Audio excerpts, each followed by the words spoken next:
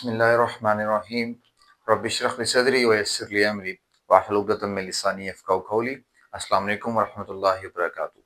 उम्मीद करता हूँ कि आप लोग खैरियत से होंगे, खुश होंगे, महफूज होंगे। अल्लाह पाक आपको सलामत रखे, अल्लाह पाक आपको कामयाबी का मान से नवाजे।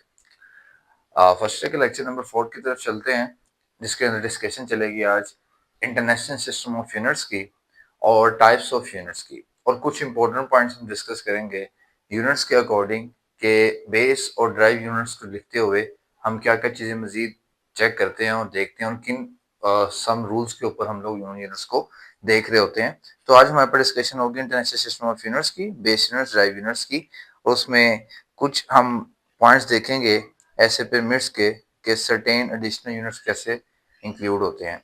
कहने का मकसद ये है कि सर बेस यूनिट्स के साथ ड्राइव यूनिट्स को भी पढ़ेंगे और कुछ एडिशनल यूनिट्स भी पढ़े जाएंगे जो इन यूनिट्स के अंदर नहीं आ सकते थे, जिनको समहाउ मैं सप्लीमेंट्री यूनिट्स भी कह सकता हूं। तो सबसे पहले डिस्कस करते हैं इंटरनेशनल सिस्टम ऑफ यूनिट्स को। इंटरनेशनल सिस्टम ऑफ यूनिट्स को आप सब लोग पढ़ते आए हैं। आपने 9th क्लास में इस टॉपिक को डिस्कस किया, इंटरनेशनल सिस्टम ऑफ यूनिट्स, जिसके according international system of units के अकॉर्डिंग आपको ये पता है कि सर 1960 के अंदर एक जनरल कॉन्फ्रेंस हेल्ड होती है 1960 में, यूजुअली पेरिस के अंदर, जिसके अंदर एक world wide system of international जो है इंट्रोड्यूस करवाया जाता है। चूंकि इस टॉपिक का नाम इंटरनेशनल सिस्टम यूनिट है, या दूसरे वर्ड्स में हम इसको ऐसा सिस्टम कहते हैं, सिस्टम इंटरनेशनल। तो 1960 के अंदर इस चीज को इंट्रोड्यूस करवाया गया कि सर अब वर्ल्ड वाइड एक इंटरनेशनली तौर पे जो यूनिट्स का सिस्टम है वो जारी होगा, वो चलेगा जनरली तौर पे। तो उस इंटरनेशनल सिस्टम यूनिट्स में जो 1960 में कॉन्फ्रेंस होती है on the definitions of weights and measure, उसके अंदर सम क्वांटिटीज को, कुछ क्वांटिटीज को यूनिट्स प्रोवाइड कर दिए जाते हैं। अब कहने का मकसद ये था कि अब जितनी भी क्वांटिटीज फिजिक्स के अंदर है उन तमाम को यूनिट्स प्रोवाइड करना बहुत मुश्किल था उस कॉन्फ्रेंस के अंदर ऐसे सिस्टम की। तो क्या किया गया कि ये क्या कहा गया कि सर जब हमें ये पता है कि बाकी जितनी क्वांटिटीज है वो बेस क्वांटिटीज पर डिपेंड करेंगी, तो बेस क्वांटिटीज को यूनिट्स प्रोवाइड कर दिए गए। मींस जितनी फिजिकल क्वांटिटीज और बेस क्वांटिटीज थी आपके पास, जो 7 बेस क्वांटिटीज थी, उनको यूनिट्स प्रोवाइड कर दिए गए। जैसे ड्राइव क्वांटिटीज बेस क्वांटिटी से ड्राइव की जा सकती हैं, इसी तरह ड्राइव यूनिट्स बेस यूनिट से ड्राइव किए जा सकते हैं। तो उस कॉन्फ्रेंस के अंदर जो कि वेट्स एंड मेजर्स पे थी, वजन और पैमाइश पे थी, उसके अंदर जनरली तौर पे ये चीज सिखाई गई और 7 बेस यूनिट्स क्वांटिटीज को बेस यूनिट्स दे दिए गए। और यूनिट्स देना इसलिए भी जरूरी था क्योंकि किसी क्वांटिटी को अगर मेजर करना है तो उस मेजरिंग के लिए हमने लास्ट लेक्चर में पढ़ा था कि सर एक स्टैंडर्ड हमारे पास होना चाहिए, और स्टैंडर्ड का मतलब ये है कि मेरे पास एक यूनिट होना चाहिए किसी भी क्वांटिटी को मेजर करने का। तो आइए देखते हैं कि बेस यूनिट्स में कौन सी 7 क्वांटिटीज थी, और हमें पता है कि वो 7 क्वांटिटीज कौन कौन सी हैं। We know that is length, that is mass, that is time, that is temperature, that is intensity of light,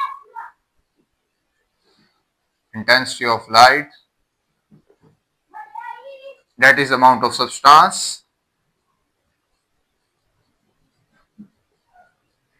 that is electric current.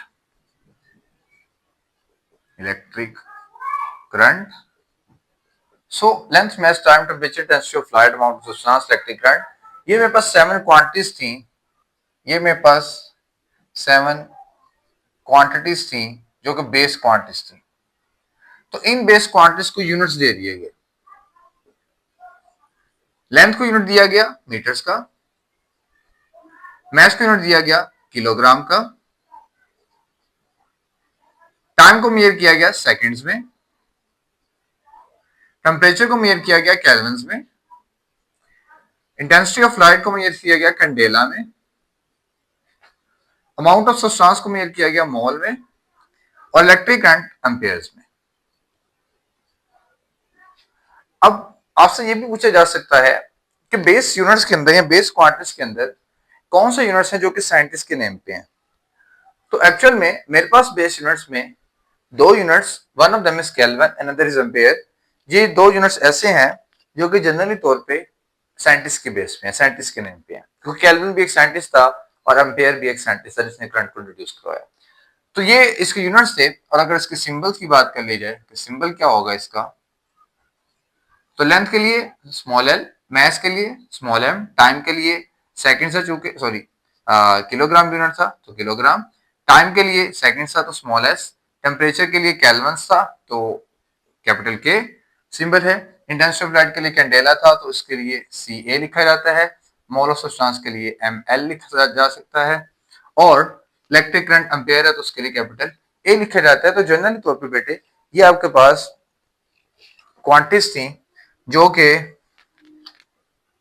Base quantities थी। तो इन बेस क्वांटिटीज जो कि बेस यूनिट्स थे, तो इन 7 बेस यूनिट्स को जब quantities को units दे दिए गए तो ये बेस यूनिट्स बन गए। इट मींस अगर ड्राइव क्वांटिटीज के लिए मुझे यूनिट्स चाहिए तो वो भी किसकी बेस पे बनेंगे, बेस यूनिट्स पे। तो ड्राइव यूनिट्स कौन से यूनिट्स होंगे, those units that are expressed in terms of base units. तो फॉर एग्जांपल हम देखते हैं किसी ऐसी ड्राइव क्वांटिटी को, फॉर एग्जांपल मेरे पास स्पीड है, स्पीड आपके पास जनरली तौर पे होती है distance over time, distance over time. Distance का यूनिट क्या होता है, मीटर, और टाइम का सेकंड। तो स्पीड का इंटरनेशनल सिस्टम यूनिट जो है वो आता है मीटर पर सेकंड। तो यहां पे हमें ये पता चला कि मीटर देखें किसका क्वांटिटी है, मीटर तो एक बेस क्वांटिटी थी, लेंथ का यूनिट है। सेकंड कौन सी क्वांटिटी है, सेकंड टाइम की क्वांटिटी है जो कि एक बेस क्वांटिटी है या बेस यूनिट है। तो एक्चुअल में हमारे पास ड्राइव यूनिट्स जो है वो बेस यूनिट से लिए जा सकते हैं, इसलिए हमने सिर्फ इन बेस क्वांटिटीज को यूनिट्स प्रोवाइड कर दिए थे ताकि आगे जितनी भी क्वांटिटीज आने वाली हैं मैक्सिमम क्वांटिटी जो है उनके यूनिट्स को यहां से लिया जा सके, यहां से गेट आउट किया जा सके। तो ये बेस और ड्राइव यूनिट्स का कॉन्सेप्ट था। लेकिन इसके अलावा भी कुछ यूनिट्स हैं फिजिक्स के अंदर, बेस और ड्राइव यूनिट्स के अलावा भी, जो हमारे पास जनरली तौर पे मौजूद है। मौजूद का मकसद ये है कि उनकी जो यूनिट्स हैं वो ड्राइव यूनिट्स के अंदर या ड्राइव क्वांटिटीज के अंदर एक्सप्रेस नहीं हुए, ठीक है, जिनको मैं सम हाउ सप्लीमेंट्री यूनिट्स का नाम दे देता होता हूँ कि ऐसे यूनिट जो बेस और ड्राइव दोनों में नहीं आ सके तो उनको मैं सप्लीमेंट्री का नाम दे लेता हूँ। जैसे हमारे पास प्लेन एंगल है, हमारे पास 3D एंगल है, ठीक है, या हमारे पास सॉलिड एंगल है। तो प्लेन एंगल जनरली तौर पे जो उसका यूनिट होता है वो रेडियन होता है। अगर मैं प्लेन एंगल्स की बात करूं, प्लेन एंगल, ठीक है, या सॉलिड एंगल, ये दो यूनिट्स को मैं सप्लीमेंट्री यूनिट्स कहता हूं, क्योंकि तो प्लेन एंगल जो है जनरली तौर पे रेडियन में मेजर होता है, रेडियंस में, और सॉलिड एंगल वो स्टेरेडियन में मेजर होता है, ठीक है। तो अब देखते हैं कि हमारे पास बेस और ड्राइव यूनिट्स में और कौन कौन से यूनिट्स आते हैं मजीद। देखें जैसा कि the traditional mathematic units for measuring angles. अब एंगल्स को मेजर करने के लिए यूनिट्स हैं, हमें पता है कौन कौन से होते हैं, वो डिग्री होता है, वो आर्क मिनट्स होता है, वो आर्क सेकंड्स होता है, ठीक है। Then second thing the logarithm units bel. हाँ जी, आपने साउंड इंटेंसिटी लेवल पढ़ा था, उसमें लॉगरिथम यूनिट्स पढ़े थे जिसमें आपको याद हो बेल और डेसिमल पढ़ा था। तो लॉगरिथम यूनिट्स जो है वो बेल और डेसिबल आपके पास होते हैं, लॉगरिथमिक यूनिट जो है, ठीक है। साउंड इंटेंसिटी लेवल में इस चीज को हमने डिस्कस किया था। और फिर थर्ड पॉइंट में कहता है कि sir two metric units commonly used in ordinary life, the litre for volume and the tonne metric tonne for large masses. जी सर, हमारे पास किसी वॉल्यूम को मेजर करने के लिए लीटर्स यूज हो रहा होता है और किसी लार्ज मैस को मेजर करने के लिए, अब लार्ज मैस देखें, लार्ज मैस केजी में मेजर नहीं किया जा सकता। अब फॉर एग्जांपल 20 केजी है, 25 केजी, 30 केजी, लेकिन 40 केजी हमें पता है कि हम 1 टन कहते हैं उसको, ठीक है। हाँ, अगर 40 केजी से भी ज्यादा हो जाए, मतलब टन्स में भी ज्यादा हो जाए, तो हम उसको मैट्रिक टन्स टन्स कहते हैं। तो ये कुछ यूनिट्स मजीद बता रहा है वो। फिर कहते हैं two non metric scientific units are atomic mass unit and electron volt. हाँ जी, आपके पास दो नॉन मैट्रिक साइंटिफिक यूनिट्स भी हैं जिनमें एक एटॉमिक मास यूनिट आता है, केमिस्ट्री में आपने एटॉमिक मास यूनिट एएमयू पढ़ा हुआ है, और सेकंड वन उसमें हमारे पास आता है जनरल तौर पे इलेक्ट्रॉन वोल्ट, जो कि इलेक्ट्रॉन की एनर्जी, आयनाइजेशन एनर्जी बताने के लिए यूज होता है। तो ये भी यूनिट्स हमारे पास हैं। फिर the natural mile and knot units traditionally use at sea and in metrology. हाँ जी, हमारे पास जनरली तौर पे जो नॉटिकल माइल एंड नॉट, ठीक है, ये दो यूनिट्स ऐसे हैं जो कि सी पे, समंदर के किनारे पे, समंदर में यूज होते हैं। समंदर का मतलब ये है कि जमीनी समंदरी सतह पे, और मेट्रोलॉजी जमीनी सतह पे इन यूनिट्स को यूज किया जाता है हमारे पास, जिसको मैं कह रहा हूँ नॉटिकल माइल एंड नॉट। और फिर the acre and hectare acre common metric units of land area. हाँ जी, जमीन आपको पता है एकड़ में होती है या हेक्टर एकड़ में होती है, ठीक है, जिसमें हम फसलें वगैरह काश्त करते हैं, तो अब उसमें लेंथ नहीं लिखी जाती कि इतनी लेंथ है, ठीक है, लेंथ स्मॉलेस्ट यूनिट रह जाता है। अगर ज्यादा एरिया मेरे पास है, अब एरिया के लिए आपको पता है मीटर स्क्वायर यूज होता है, लेकिन अगर ज्यादा एरिया तो उसके लिए हेक्टर या एकड़ यूज किया जाता है। फिर the bar is a unit of pressure and it commonly used as the millibar in metrology and the kilobar in engineering. आपको पता है कि बार प्रेशर का हमने वैसे पास्कल्स पढ़ा हुआ है, न्यूटन मीटर स्क्वायर भी पढ़ा हुआ है, लेकिन प्रेशर का यूनिट एक बार भी होता है, जो कि खासतौर पे हमारे जो घर में मीटर के गैस के मीटर्स लगे होते हैं उसमें यूज हो रहा होता है।